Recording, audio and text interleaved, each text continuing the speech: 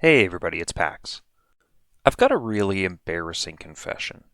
When I had Daniel from Quick Learner and Phyllian on my channel to play through Return to the Circle Undone with moon pendants, immediately after finishing Before the Black Throne, we recorded a post-campaign thoughts and opinions on viability, what worked, what didn't, and a whole bunch of recommendations and things to look out for if you wanted to give the moon pendant thing a try for yourself. Opinions were hashed out, tears were shed, there was thunderous applause. I seem to recall at one point a blinding light descended from the clouds and individually thanked each of us for our great work. But unfortunately, in the intervening month or two, I accidentally deleted the file during a routine deleting of video files. So, sorry, Dan. Sorry, Phyllian. Fortunately, I did have a bunch of bullet points on the overarching things that I wanted to talk about during that chat, so I'll take this opportunity to go through them and summarize the magnificent insights that we all brought to the process, and with any luck we might get some angelic appreciation descending from the heavens yet again. So the first thing in the list is based on a hypothesis that I had before we started the campaign. Because each class has a level 3 and a level 1 tarot card, I thought that choosing one of the level 0 to 5 main class, level 0 to 2 off class investigators would be the best for this campaign from having access to the highest number of tarot cards. And this is something that we did follow through on with Sister Mary, Dexter Drake, and Trish Scarborough. We all seemed to somewhat agree that wider access was a good thought. It didn't seem strictly necessary, and that there was a much more important factor we hadn't considered, which was card draw is far and away the most important factor, which I was certainly slapping my forehead after the fact, having not really had built heavily into any particular card draw engine. It is really obvious in retrospect, but it turns out that if you're building decks centered around the idea of having a lot of extremely high skill commits, having a consistent draw engine is the best way to actually leverage that. The difference in consistently having the tarot cards available to commit throughout the campaign in Trish compared to Sister Mary and Dexter was very apparent. So, in examining these 2 points together, that 0 to 5, 0 to 2 access gives you access to the most tarot cards, and that card draw is going to enable moon pendants to turn the tarot cards into skill powerhouses, if I were to try the challenge again, I would probably want to be trying out investigators like Joe Diamond, Patrice Hathaway, and maybe even Stefano Rousseau. But I'd even go as far as to say that I'd give a go with Winifred and Harvey and eat the fact that I'm getting fewer 1 experience tarot cards in exchange for just drawing mega super fast. If things feel like we don't see enough tarot cards, then we pick up a copy of The Fool for 3 experience. Hell, we might even buy the Ace of Rods. The next thing is sort of a combination of a discussion on the opening hand and mulligan, as well as the tension of what the moon pendant does in providing extra slots for more tarot cards in play. So there was a really interesting trade-off where you would occasionally get these hands that could put like 3 to 4 cards into play for free, actionless, save a huge amount of resources, but you'd have nothing to do for your first couple of turns because you didn't play anything that actually does better actions than your basic actions. Like, sure, you've got a whole bunch of stats, and the next tarot card you see will be committed for a huge amount of icons.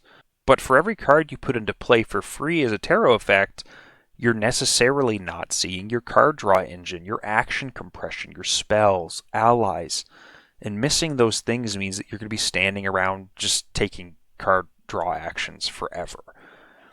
This is certainly something you can do when you have a higher player count, so long as other people get some more useful opening hands, but we generally kind of agreed that you probably only really want 1 moon pendant and 1 tarot card, but any more than that and you're kind of going to be freaking yourself over. So then next is the question of the moon pendants themselves. The discussion was magnificent, and I'm so sad that you can't hear it firsthand. But ultimately, it sort of depended on what the effect of the tarot cards were. For instance, Daniel ended up with a deck that really preferred to have both copies of the Star in play, and this meant that he could just tank as much damage and horror from Phyllian and I as possible, and things were going great. Keeping them available for committing was far less important for him than for Trish.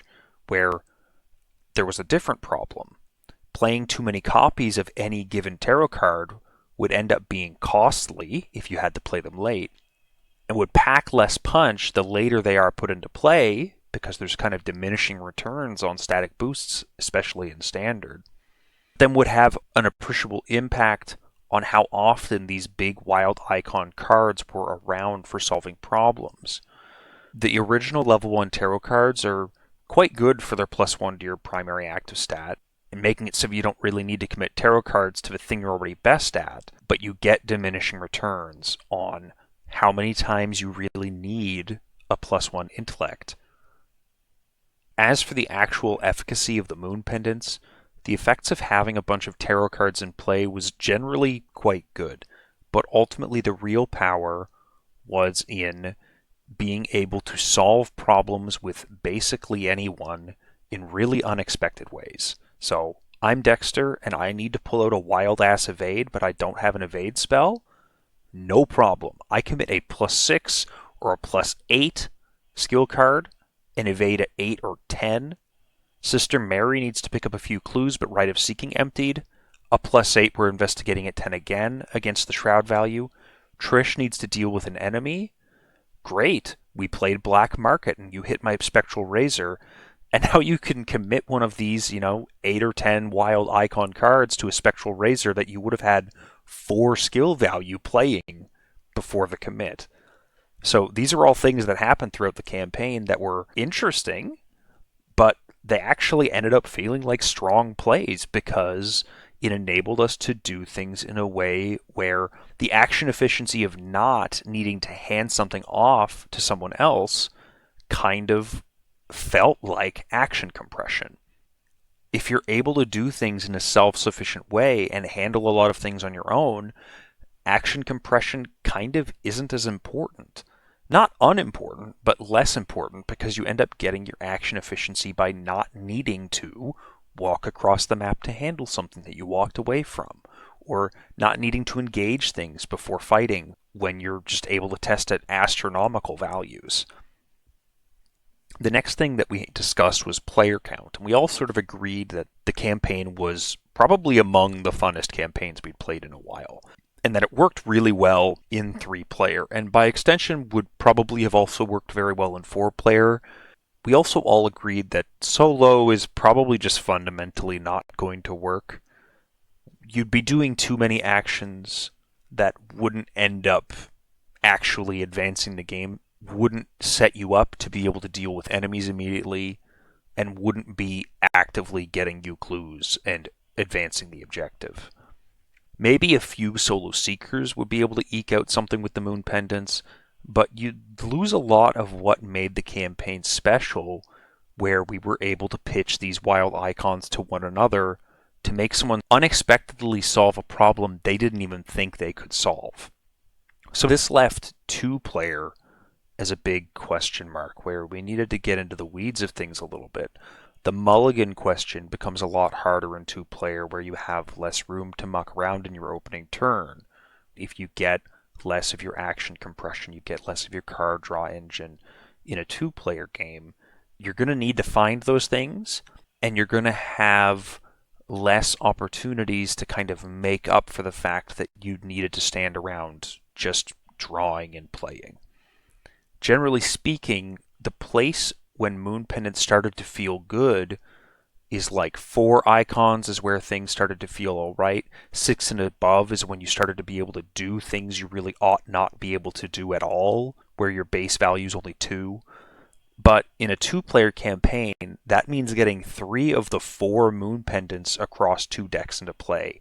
And that's just a way more daunting task than getting 3 of the 6 moon pendants in play, or 3 of the 8 moon pendants in play. Ultimately, I think it could be made to work, but you'd be needing to build decks that are a lot more tuned to make these large wild icon piles strong. And the last thing was just lessons learned from the campaign. Anything that was unexpected or just otherwise noteworthy. I think the big one from all of us was that the Knight of Swords was weirdly extremely effective basically every time it hit the table, which is nuts to say. There's something really cool about a card that lets you turn a succeed by 1 into a succeed by 2 across all of your stats in a deck that tends to care a lot about how much you succeed by, but also being able to turn a succeed by 2 into a succeed by 3 for empirical hypothesis, as well as be applicable for those wild ass commits to the mythos phase or some really stupid fight action that Trish took, and still hitting your succeed by margins for cigarette case and hypothesis. Overall, it was just really cool and had a really strong showing consistently throughout the campaign that none of us really saw coming. Daniel got to shove it in my face that Sister Mary does not only not suck, but is actually pretty effective, even with a goofy Dragon Pole Familiar Spirit deck. He got to show off how nutsy it can be to have your Rite of Sanctifications holding on to a single Bless just to prop up your Dragon Pole, but also shoving these massively upgraded Hunter Armors into your Arcane slots so your Dragon Pole is really juiced. The deck probably could have used an enchant weapon, and I'm fairly certain that he mentioned avoiding that because we just played enchant weapon in a Leo Anderson with Phylian. But given I'm the one always getting physical trauma spirals from Mary, I will leave the deck building up to him. For myself, I kind of rediscovered how much I hate Hierophant and that it's kind of a dog shit tarot card.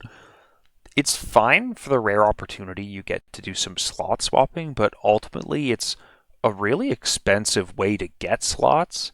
It isn't as convincing as something like Sign Magic level 3 that also gives you this big action efficiency boost. This is like the third time I think I've picked up Hierophant in a Mystic deck, and it has always disappointed. So outside of Moon Pendant decks that just need more tarot cards for the wild icons, I really don't like the card and I wouldn't recommend it.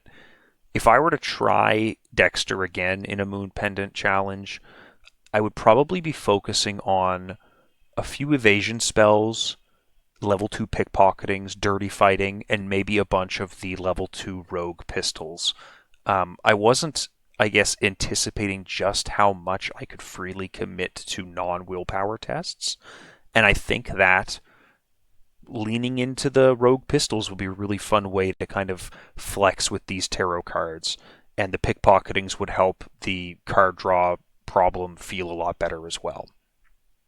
Anyways, that just about wraps things up. Special thanks again to Daniel and Phylian for putting up with my nonsense. Despite how stupid of an idea it sounded at the outset and how we were all kind of groaning at my shit, it really did end up being one of my favorite campaigns of Arkham I've ever played. So thank you guys very much for playing, as well as the viewers for tuning in. If you didn't watch the campaign, there will be a link to the playlist in the description. And Bradley Galbraith, I come bearing gifts from the Holy Order of Arkham. No, hold on, that was a joke As earlier. a token of our appreciation, we would No, like the video's over. We're not doing a skit now. Thanks for watching, everybody. We'll see you next time.